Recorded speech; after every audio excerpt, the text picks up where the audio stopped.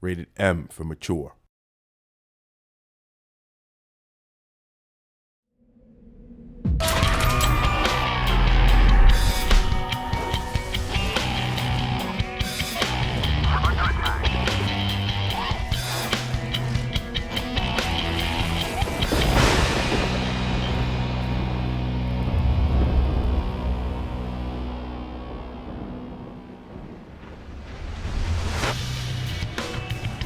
My name is John Garcia Shelton, and I'm the producer.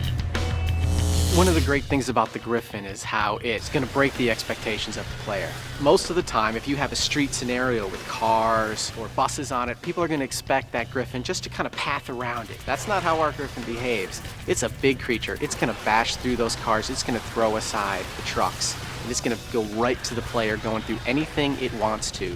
That scale of creature and the destruction it can cause makes it a great creature to have in a game like Legendary. Steve Skelton, lead designer.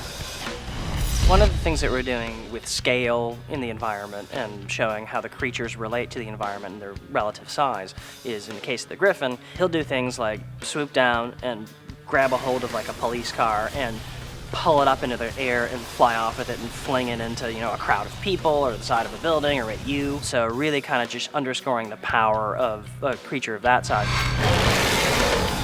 Mark Marte, engineer. The Griffin AI is unique in that most games have biped-style creatures. The Griffin's not a biped. It's a quadruped with gigantic wings. It doesn't fit in a little circle somewhere on the ground. It can use the air to get to places that you might not expect. So if you're fighting the Griffin and walking backwards, don't be surprised to find the Griffin jumping behind you to engage you from behind, or that car that you think is cover suddenly ends up rolling over you. For the Griffin Air AI, we took a long time to generate a procedurally driven AI system. We used the pitch, the roll, the various velocities to generate different animations, and then we procedurally blended these together. So when the Griffin begins to dive, it actually assumes a diving position. The wings come back. It looks like an eagle in flight. You're either used to fighting on the ground or fighting in the air. To have a creature where you have to deal with both, that really kind of throws the player, and it's going to be a fun challenge. We went with 2 werewolves for the game because we really wanted this alpha apex predator werewolf, but we also wanted a more pack creature, which is the Limos werewolf. That alpha is an intense fight. That creature can take a lot of damage, and it's strong. The Limos wolves kill you with numbers. Really having that difference between the creatures that use essentially the same AI structure, but yet different behaviors within it, that allows us to have a lot of depth with the werewolf creatures. What makes the werewolf AI experience special is that they really kind of hunt their prey. They come at them with some slight attacks first to weaken you and set you off balance, and then come in for the kill. Kevin Sharp, animation director. The werewolf is by far our most complex AI in the game. He utilizes every system that we've developed. He has an extremely aggressive ability to locomote. He goes on walls, on ceilings. He's a quadruped that transforms into a biped and back into a quadruped.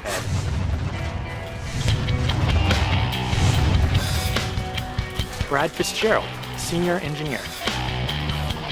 The biggest challenge for the werewolf AI was definitely the wall walking system. The animators went and they made this pre-visualization of wall walking, and it was this gorgeous animation of a werewolf smoothly jumping from wall to wall to the ground. And so having that common holodeck where we could all work, all make sure that the werewolf is moving smoothly, that was very important.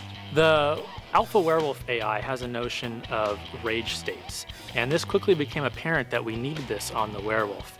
Because when you're fighting the werewolf, you don't want just it doing the same thing all the time. So when it first encounters the player, it's at a very low rage state. It decides it's going to hang back, it's going to throw objects at the player, it's kind of investigating its prey. It's not until you really start firing at it and laying into it until it gets pissed off, it's in your face, and it's just a non-stop onslaught. The coolest thing about the werewolf AI is what we call the CAT system, which is the choreographed attack system. And this is the way that allows creatures to kill humans in truly gruesome ways. Whether it's pulling their head off or ripping their body apart, seeing a scene where a human gets ripped to shreds is very satisfying.